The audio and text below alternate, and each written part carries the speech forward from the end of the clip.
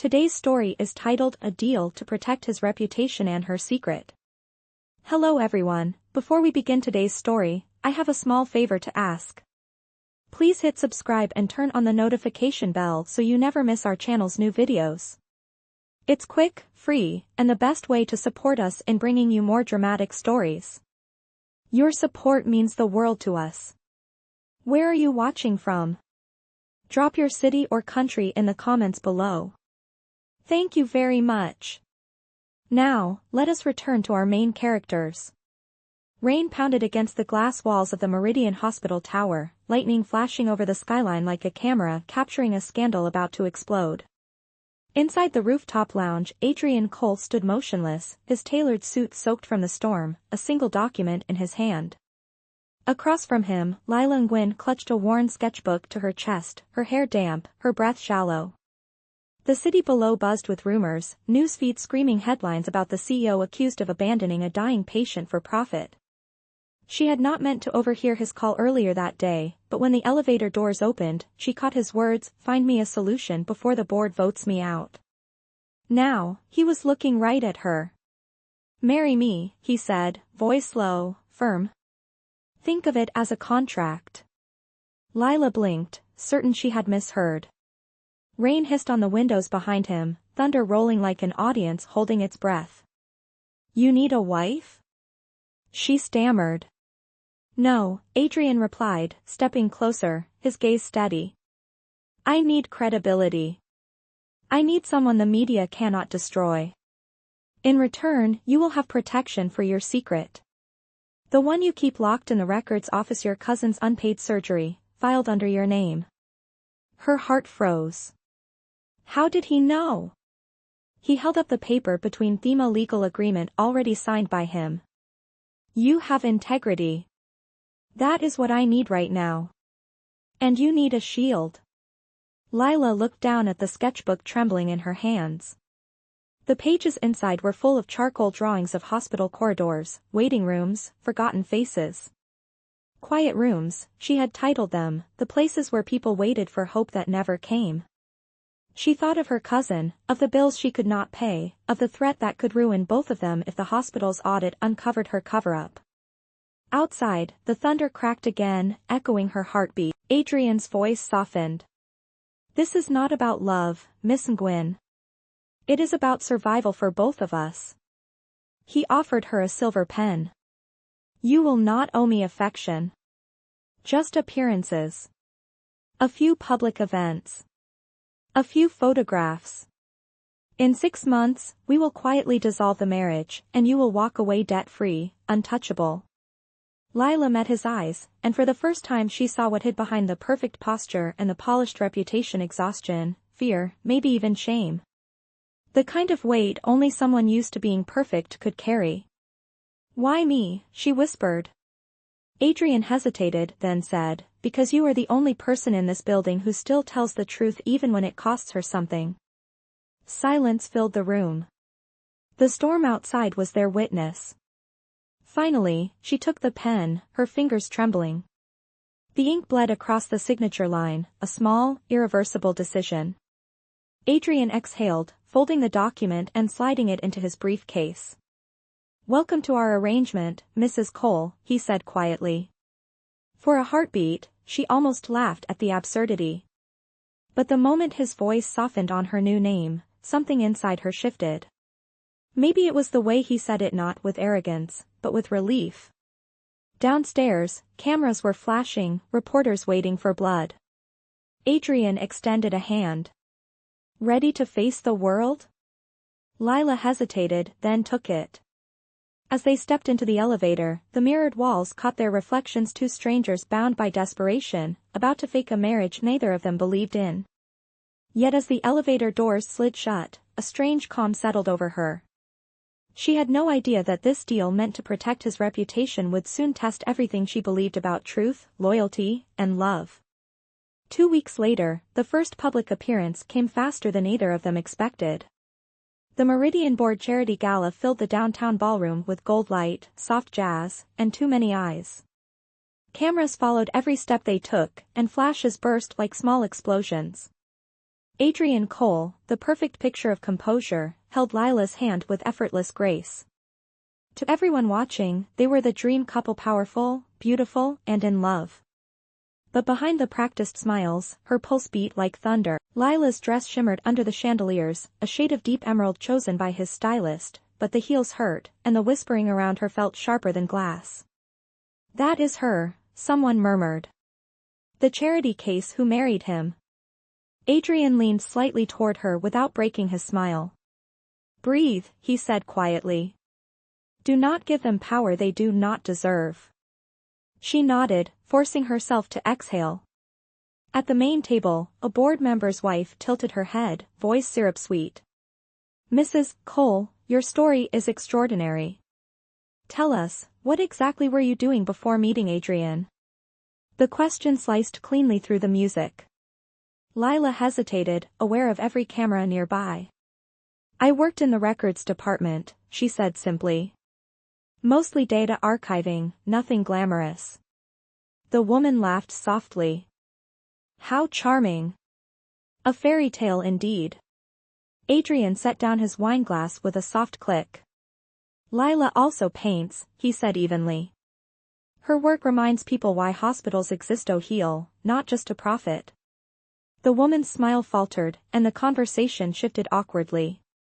Lila turned to him, eyes wide. He had never mentioned her art before. He gave her a quick, quiet look that said, "You are safe. Keep your head up." After dinner, speeches began. Adrian took the stage to announce a new initiative, the Quiet Rooms Project. The name hit her like a heartbeat. He was using her title, her drawings, her voice, without asking, yet somehow respectfully. "Every hospital should have a place for peace," he told the crowd. "Tonight, Meridian pledges to build spaces of reflection for patients and families in every branch." Applause filled the room. Cameras zoomed in on her face, catching the shimmer in her eyes. She smiled because she had to, but something real flickered beneath it. When he returned to their table, she whispered, "Why did you do that?" He answered softly, "Because you were right. Healing is not just medicine. It is dignity." The music swelled again, and before she could respond, he extended a hand. "Dance with me," he said. Lila froze, glancing at the crowd. That was not in the contract. "Neither was this feeling," Adrian murmured. She placed her hand in his, and the world around them blurred. For 2 minutes, they looked like they belonged to each other, moving under golden light, smiling for reasons neither could name. When the song ended, applause rippled across the floor. A camera flash caught the exact moment Adrian's hand lingered at her waist longer than necessary. She pulled back quickly, heart pounding.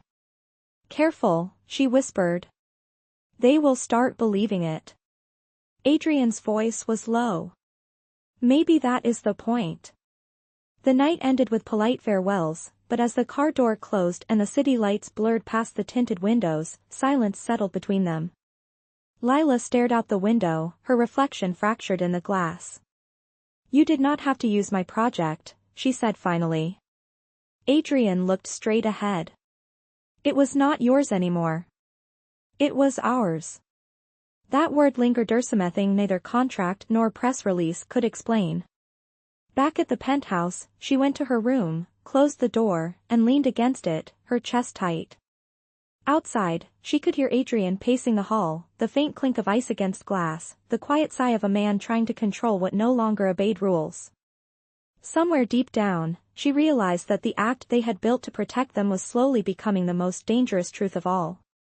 The weeks after the gala passed in a blur of appearances, interviews, and headlines that refused to fade.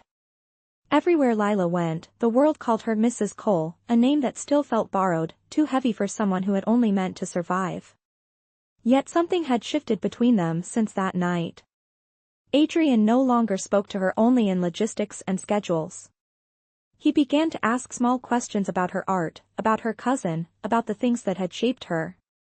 Sometimes, he listened longer than he should have. Late one Friday evening, Lila found him on the balcony, jacket off, sleeves rolled to his elbows, watching the skyline glow with traffic. The city hummed far below them. She stepped closer, her bare feet silent on the marble. You look like you are thinking too loudly, she said. Adrian gave a half-smile. I am thinking about control. I built everything in my life on the belief that if I worked hard enough, I could control the outcome. But people, they do not follow rules. Lila leaned on the railing beside him. Neither do storms. You just learn to stand in the rain until it passes. He glanced at her, and for once, there was no armor in his eyes. How did you get this brave? I am not brave, she whispered. I am just tired of being afraid. The words hung between them, soft as the night air. For the first time, Adrian laughed quietly, a sound too human for the man the city called untouchable. The next morning, they had to attend the pediatric wing opening, a promise he had made to the board months before the scandal. The hospital had transformed the lobby into a sea of balloons and pastel ribbons. Reporters swarmed, cameras blinking like restless stars. As they walked in, a small boy tugged at Lila's dress. Are you really Mrs. Cole? He asked, eyes wide with curiosity. Lila knelt and smiled. That is what they call me. The boy grinned and pointed to a painting on the wall, a reproduction of one of her sketches. I like this one. It looks like hope. Her throat tightened. She looked over at Adrian, who was already watching her with quiet pride. When the ceremony began, Adrian spoke about compassion, about rebuilding trust, and about the people who reminded him why healing mattered. His voice never wavered, but when he said, and to my wife, who showed me that honesty is not a weakness, she felt her heart stop. The room erupted in applause. It was supposed to be for the hospital, but somehow it sounded like it was for them. Later, back in the car, Lila stared at the ring on her finger, the simple gold band that had started as a prop. You did not have to say that, she murmured. Adrian's hands tightened on the steering wheel. I meant it. Silence filled the space between them, thick and fragile. You are going to make me forget this is all fake, she said softly. He turned to her at a red light, the glow painting his face in amber. Maybe it stopped being fake the moment you stopped pretending. Her breath caught, and she looked away, but her reflection in the glass betrayed a small, unguarded smile she could not hide. That night, when she returned to her room, she found a small wrapped box on her bed. Inside was a new sketchbook, bound in leather, with her initials pressed in gold. On the first page, in his handwriting, were 4 words, for what feels real. She ran her fingers over the ink, her heart pounding with a mix of joy and fear. Because deep down she knew what this meant. The line between truth and performance had vanished, and when lines disappear, someone always pays the price. By the end of the 3rd month, everything about their arrangement looked perfect from the outside. The tabloids called them the city's most inspiring couple. The hospital's reputation had recovered, the merger deal was back on track, and Adrian's board trusted him again. But perfection was a mask, and masks always crack. It started with a small headline that Lila almost missed. A gossip blog posted a blurred photo of her leaving the records department after hours. The caption read, "What is Mrs. Cole hiding?" She felt her heart drop. The file she had retrieved that night was the one thing that could destroy both her and Adrian, the medical record she had falsified for her cousin before the contract marriage ever began. She had gone back to delete it permanently, but someone had already been watching. That evening, she found Adrian in his study, surrounded by stacks of papers and glowing screens. His tie was loosened, and his face looked tired in a way she had never seen before. There is a problem, she said quietly. Adrian looked up. I know. Victor Hale called me this afternoon. His voice was low, heavy. He claims to have evidence that your marriage to me was orchestrated to cover a financial fraud involving patient files. He is threatening to go to the press before the board meeting. Lila froze. That is not true. Adrian stood and crossed the room, his gaze sharp. Then tell me what it is. Because if you do not, Victor will. For a long moment, she could not speak. The weight of months pressed on her chest. Finally, she whispered, it was for my cousin, Min. He needed surgery. They would not approve it because of insurance. I used my credentials to push it through. I was going to pay it back, but I lost my job before I could. Adrian's expression changed: danger, disbelief, then something softer. You broke the law for him. I saved him, she said, tears rising. And now I am paying for it. He turned away, staring at the city lights beyond the window. You should have told me. We could have fixed this together. Would you have married me if you had known? She asked. The question hit like a blade. He did not answer. The silence between them was louder than any storm. Hours later, Lila stood alone in the guest room, staring at her packed bag. She could not let him fall with her. The deal was supposed to protect them both, not destroy his career. Before dawn, she slipped out of the penthouse and disappeared into the streets below. By the time Adrian woke, the bed was empty, and the only thing left behind was the leather sketchbook, lying open on the table. On the first page, she had written, "Thank you for making me feel real." The next days were chaos. News broke that Victor Hale had leaked the story to the press. Images of Lila flashed everywhere: fake wife, fraud, liar. Reporters camped outside Meridian Tower. The board demanded explanations, and Adrian faced a wall of cameras alone. When asked if he knew about her past, he said nothing. Instead, he turned and walked off the stage. That night, he drove for hours through the rain until he found himself in the old neighborhood she once described, the place with murals and the smell of street coffee.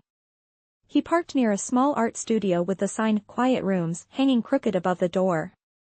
Inside, Lila sat on the floor, surrounded by unfinished canvases, her eyes red but steady. When she saw him, she froze.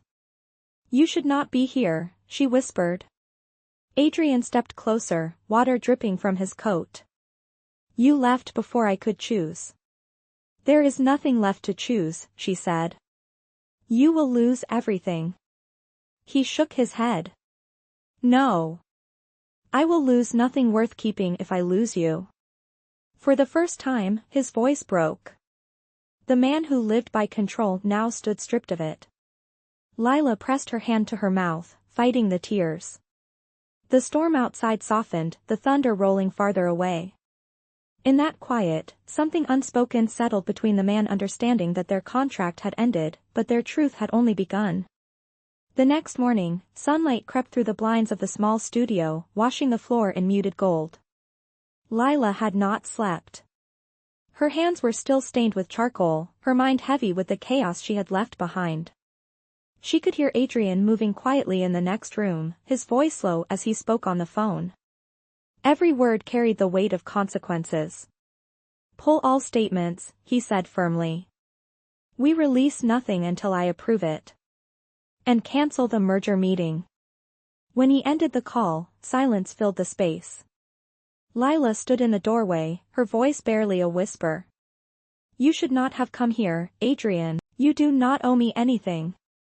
He turned toward her, his expression tired but calm. "That is where you are wrong. You are not a debt I can erase, Lila.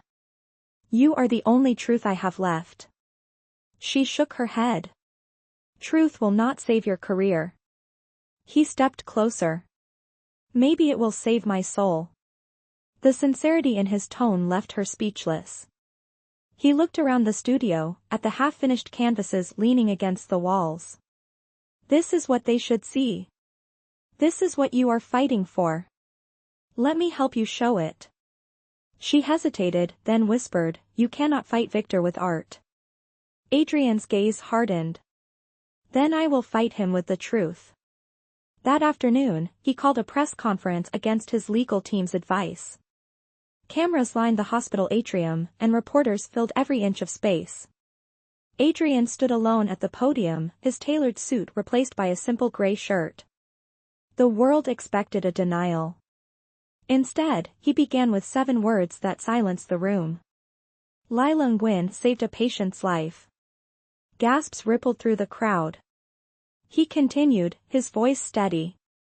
What she did broke a rule, yes, but it honored a purpose. The same purpose this institution was built on to heal. If compassion is a crime, then we all stand guilty. The board members exchanged frantic whispers, but the audience began to shift. Reporters looked at each other, unsure whether they were witnessing an admission or a revolution. Adrian ended with a simple declaration: I will step down as CEO if it means protecting the integrity of those who still believe in mercy. By the time he left the stage, the entire city was listening. That night, the internet divided, half condemning him, half praising him. But among the noise, one photo went viral: Adrian standing in front of a wall covered in Lila's sketches, the headline reading, "The billionaire who chose compassion over power." Lila saw it hours later, sitting in the quiet of her studio. Her phone buzzed non-stop with messages, some hateful, some kind. But one text made her hands tremble. It was from Carol, the nurse who had trained her years ago. He did not save his image, Lila. He saved you. The message blurred through her tears. The next morning, Adrian arrived at the studio again, looking exhausted but peaceful. He handed her a newspaper. The front page read, "Board reinstates Cole, announces new foundation for patient aid." Beneath the headline was a photo of the two of them from the gala, smiling under golden lights. Lila looked up at him, disbelief in her voice. "They reinstated you?" Adrian nodded. "On one condition: that I lead the new foundation with you as co-director. They want your vision, Lila. The quiet rooms will be real." Her breath caught. "You mean yes," he said softly. "Your art will heal more people than any policy I could write." She covered her mouth, overwhelmed. For a long moment, neither of them moved. Then, quietly, she said, "You lost everything for me." He smiled faintly. "No. I lost the version of myself that thought winning was everything." The morning light stretched across the room, brushing the sketches on the walls with gold. Outside, the city buzzed, unaware that something extraordinary had just begun: not a contract, not a performance, but a life built on truth. For the first time since their story began, both of them could finally breathe. The following weeks brought calm after the storm, but calm never lasted long in Adrian Cole's world. The new foundation launched publicly, with Lila and Adrian appearing side by side once again, no longer pretending. The media called it redemption, but for them, it felt like renewal. They spent their days designing community spaces, turning Lila's sketches into blueprints for real hospital wings. Each evening, they returned to the small studio, still smelling faintly of turpentine and coffee. For a while, it felt almost normal. But trouble rarely stays quiet. Victor Hale, bitter and humiliated, had not disappeared. Late one afternoon, Adrian received a legal notice. Victor was filing a formal complaint accusing them both of financial misconduct within the new foundation. It was his last attempt at revenge. Lila found Adrian staring at the document in silence. "He will not stop," she said softly. Adrian's jaw tightened. "Then we will not hide." That night, they prepared every file, every receipt, every note of transparency they had built the foundation on. The next morning, the audit began, cameras watching, board members gathered like a silent jury. Victor stood across the room, smirking. But this time, Lila did not shrink. She stepped forward, holding up the original sketches for the Quiet Rooms project, the first drawings she had ever made. "These are the only things that ever mattered," she said firmly. "There is no fraud here. There is only hope, and people who tried to silence it." Adrian joined her, placing his hand over hers. "You can destroy our titles," he said to the board, "but not our work. We built this foundation to prove that compassion can exist inside a corporation." The room fell silent. Victor scoffed. "Beautiful words. But what about evidence?"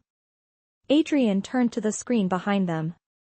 With a single tap, he brought up the ledger showing every transaction, every donation, every name.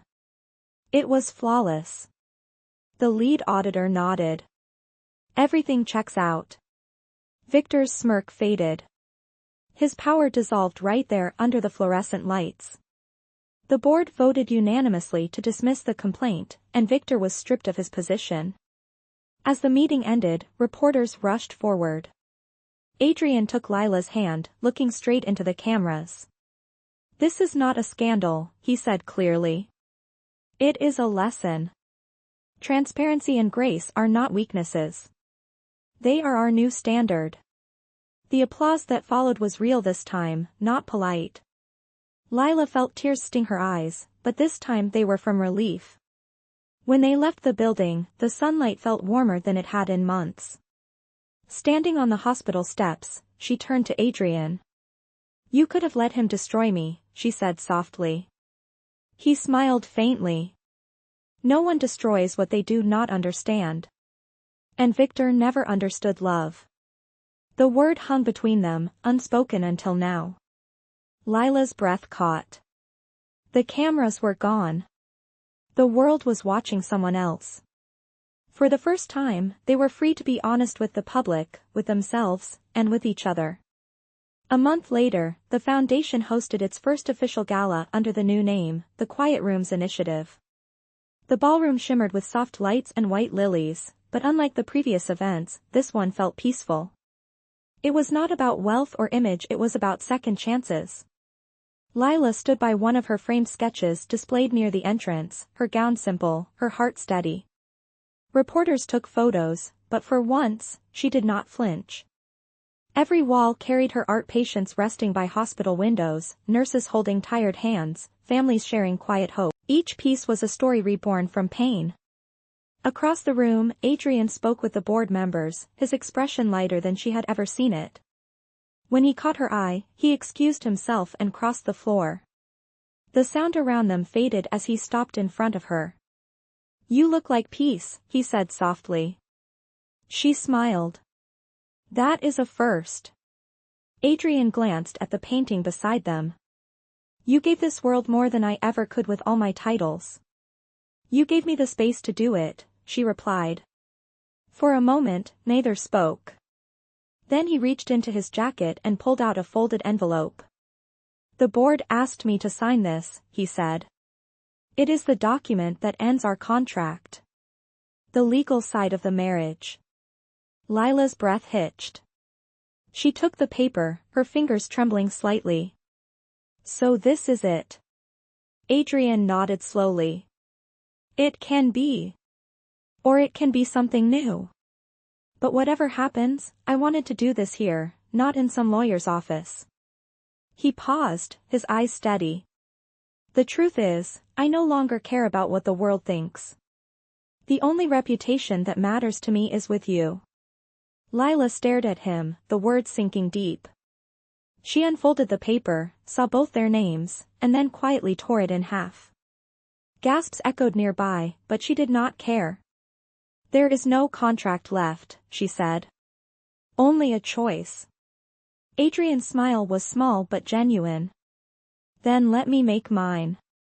He reached into his pocket again and pulled out a small velvet box. The crowd fell silent. "Lila Nguyen," he said, his voice clear, "I asked you once to marry me for protection. Tonight, I ask you again for love. Will you stay not because you have to, but because you want to?" Her eyes filled with tears. The room seemed to disappear, leaving only him, the man who had once believed emotions were weakness. "Yes," she whispered. 1,000 times yes. Applause erupted, cameras flashing, but the moment felt private, sacred even. Adrian slipped a simple gold ring onto her finger, the same one from the first day, but this time engraved with new words for what feels real. When he kissed her, the world did not blur, it came into focus. Every mistake, every scar, every choice had led to this. Later that night, after the guests left, Lila walked through the empty ballroom. Her sketchbook sat on a display table, open to the first page she had ever drawn, the rooftop storm, the night everything began. She smiled, tracing the faint pencil lines, and whispered, "We kept our promise." Adrian appeared beside her, taking her hand. "No," he said gently. "We rewrote it." 1 year later, the Meridian skyline looked different. Where there had once been headlines of scandal, there were now banners for the Quiet Rooms Initiative, a foundation that had grown far beyond the hospital. New wings had opened across the country, each one marked by a small bronze plaque engraved with two names, Adrian Cole and Lila Nguyen. That morning, the foundation celebrated the grand opening of its newest center in Seattle. The air was crisp, filled with the scent of fresh paint and rain. Children ran along the hallway, nurses guided families through the exhibits of Lila's art, and volunteers placed soft blankets on every chair. Lila stood at the entrance, holding a bouquet of white tulips that a patient's mother had just given her. Adrian approached, wearing no tie, just the quiet confidence of a man who had finally found peace. "They said we would not last a month," he said with a smile. Lila laughed softly. "They said a lot of things. None of them true." He took her hand, guiding her toward the new mural unveiled behind them. It was her largest piece yet, an enormous painting of an open door with sunlight spilling through it. Beneath the image, in delicate lettering, were the words, "For what feels real." Lila touched the edge of the mural, her eyes warm. "Do you ever think about that night?" she asked. Adrian nodded. "The storm? Every time it rains, I remember how afraid we both were. And how, somehow, that fear gave us something honest." The ceremony began, but this time there were no speeches, no cameras chasing them. They had agreed this event was for the people they served, not for show. Lila handed a set of keys to a young doctor who would run the new center. "It is all yours now," she said. The woman smiled. "We will take care of it." When the guests left, Lila and Adrian walked down the empty hallway together. The light from the windows painted soft gold on the floor. "You know," Adrian said quietly, "I used to think success was about saving a company. Now I know it is about saving something smaller, the moments that make us human." She leaned her head against his shoulder. "You did both," she whispered. They stepped outside into the fading afternoon, where a light drizzle had begun to fall. Adrian opened his coat and pulled her close, laughing. "Still afraid of the rain?" he teased. "Never again," she said. "You taught me how to stand in it." As they walked through the courtyard, the world around them blurred into soft silver. A bronze statue stood nearby, modeled after one of her drawings, saw a pair of hands offering light. Lila paused, brushing her fingers over the inscription at its base, "Hope begins with kindness." She turned to him, her voice gentle. "That was always what this was about." Adrian nodded. "Kindness, not contracts."